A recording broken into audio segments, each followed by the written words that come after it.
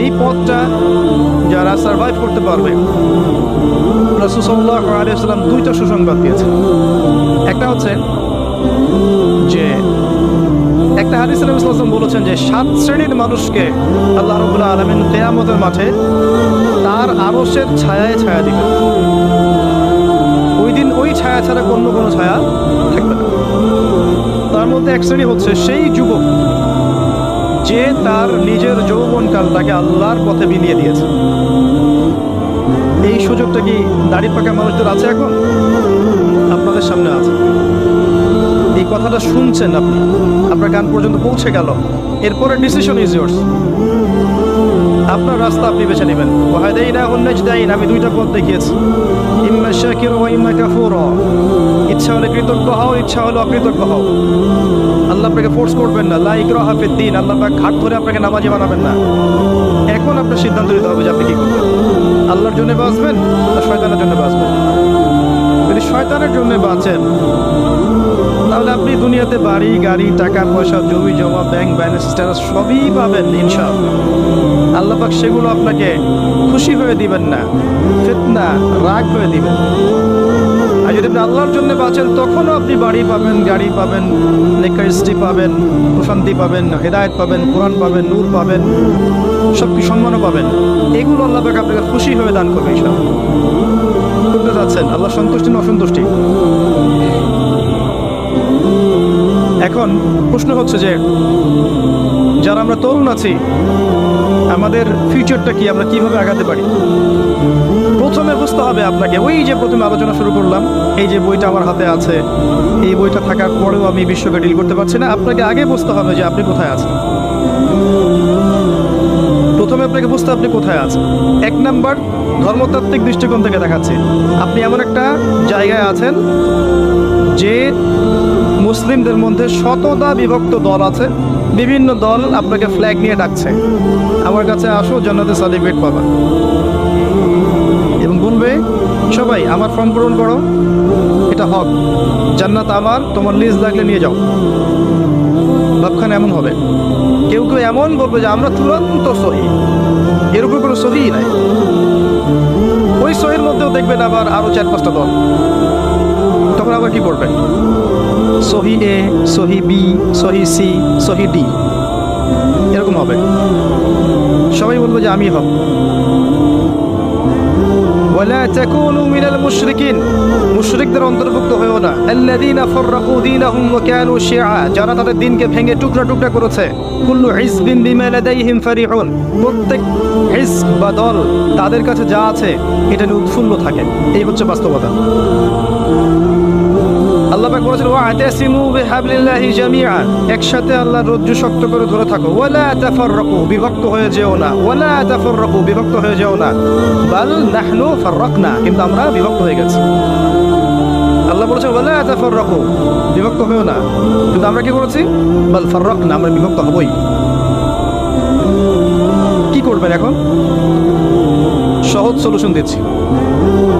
যারা বিভক্ত তারা সবাই মুসলিম। এদের মধ্যে কিছু আছে স্পষ্ট শিরকি আকীদা আছে, স্পষ্ট কিছু বেদাতি আকীদা আছে। স্পষ্ট শিরক, স্পষ্ট বেদাত, স্পষ্ট কুফর ছেড়ে দেন, বাকিদের কথা চিন্তা করেন। এরা সবাই মুসলিম। এই প্রত্যেক মুসলিম কমিউনিটির ভালো জিনিসগুলো আপনি গ্রহণ করে নেন। প্রত্যেক মুসলিম কমিউনিটির ভালোটুকু আপনি নিয়ে নেন, খোলা মনে নেন। মৌমাছির মতো হন, জ্ঞান অর্জন করতে গিয়ে মৌমাছির মতো হন। ওই শুধু মাছির মতো হবেন না যে শুধু নোংরার মধ্যেই বসে, না।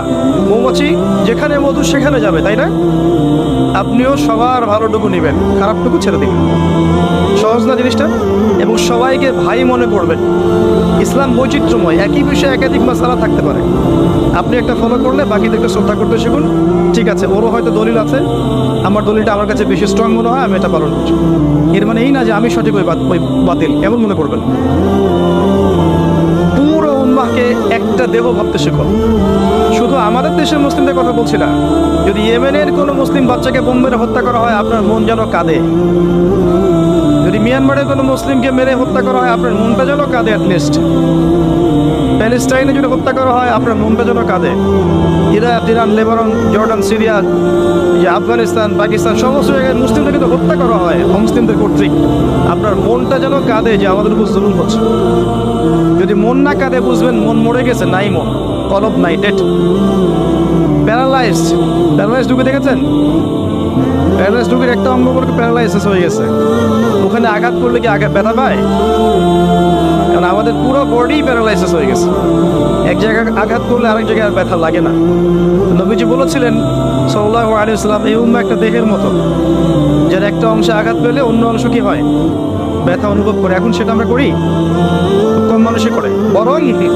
বরং খুশি হয়, বরং মিষ্টি বিতরণ করে, বরং মনে করে না ঠিকই হয়েছে, ওর সাথে হওয়া উচিত ছিল, এরকম মনে করে। তারা বুঝতে পারে না যে যা হয়েছে তাদের সাথে সেটা কাল তার সাথেও হবে। এটা সে বুঝতে পারে না, কারণ তার দৃষ্টি অন্ধ। তার বাহ্যিক চোখ আছে, ভেতরে কোনো চোখ নাই। ভেতরের চোখ দিয়ে দেখলে বুঝতে পারতো আজ যা আমার সাথে হয়েছে কাল আপনার সাথে হতে পারে। তাই এত আত্ম অহমিকায় প্রফুল্ল হবেন না, অন্যের কষ্ট দেখে খুশি হবেন না। কারণ যারা ইসলামের প্রকাশ্য শত্রু তারা কখনোই আপনাকে ওই মাযহাবি বা সংগঠন বা দল তরিকার এই মানদণ্ডে বিচার করবে না, ভৌগোলিকতা জাতীয়তাবাদের মানদণ্ডে বিচার করবে না। তারা দেখবে আপনি লা ইলাহা ইল্লাল্লাহ কালিমা পড়েন কিনা, দ্যাটস অল। এটাই হচ্ছে সারা ওয়ার্ল্ডে, এটা আপনার বর্তমান অবস্থা। এরপরে আরো দেখেন আপনার অবস্থাকে বুঝেন। আপনার যত মিডিয়া আছে দেখবেন, সমস্ত মিডিয়ার ম্যাক্সিমাম 99% দেখবেন আজকে অন্যদের হাতে, পশ্চিমাদের হাতে। এবং যখন তাদের হাতে তখন দেখবেন আপনি দিনকে রাত বানানো সম্ভব, রাতকে দিন বানানো সম্ভব। সত্য মিথ্যা হয়ে যাবে, মিথ্যা সত্য হয়ে যাবে। পৃথিবীর সবচেয়ে জালেম তাকে উপস্থাপন করা হবে এবং নোবেল প্রাইজ দেওয়া হবে। যে সভ্যতা বিগত 100 বছরে পৃথিবীতে প্রায় কয়েক কোটি মানুষ হত্যা করেছে, এদেরকে বলা হবে মানবতা প্রেমী। আর যখনই দেখবেন অল্প কিছু মুসলিম, এই প্যালেস্টাইনের কথাই বলছে, অল্প কিছু মুসলিম ইহুদের আগ্রাসন চালাচ্ছে, এদের হাতে কিছুই নাই, এরা সামান্য কিছু নিয়ে প্রতিহত করার চেষ্টা করছে, ওরা বলবে যে এরা হচ্ছে মৌলবাদী, সন্ত্রাসী। এই বিষয়গুলো খেয়াল রাখবেন। কোথায় আছেন আপনি? যখন এই বিষয়গুলো তাদের হাতে, তখন আপনি দিনকে রাত বানাতে পারেন, রাতকে দিন বানাতে পারেন। ন্যায় অন্যায় হয়ে যাবে, অন্যায় ন্যায় হয়ে যাবে, আপনি কিছু করতে পারবেন না।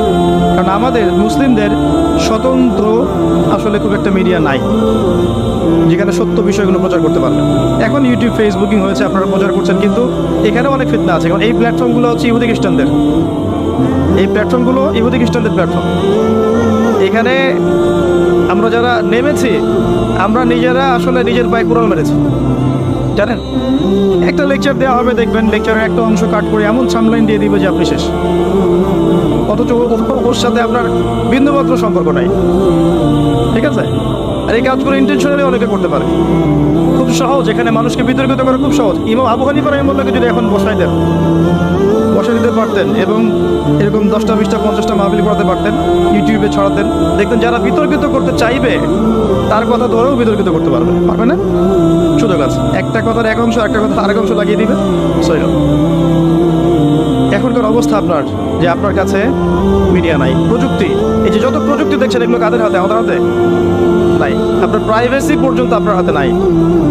সেলফোন আছে, ইন্টারনেট আছে, অন্যান্য টেকনোলজিগুলো আছে, এগুলো দিয়ে আপনার যত প্রাইভেসি আছে এই প্রাইভেসিগুলো কিন্তু আর এখন আপনার কাছে নাই। সব কিছুই মনিটর করা সম্ভব। আর মনিটর করার প্রয়োজন নাই, কারণ ব্রেনটাকে এমনভাবে ওয়াশ করে দিয়েছে পশ্চিমারা যে আপনি যা করবেন নিজেই সেটার ছবি তুলে ফেসবুকে দিয়ে দিবেন। আপনাকে মাইন্ড প্রোগ্রামিং করা হয়েছে, কথা বুঝতে পারছেন না? আপনি যা করবেন নিজেই ছবি তুলে ফেসবুকে দিয়ে দিবেন। আপনার মাথাটাকে এমন ধাঁচে নিয়ে আসা হয়েছে। ওয়াইফের সাথে শুয়ে আছেন, ছবি দিয়ে দিলেন।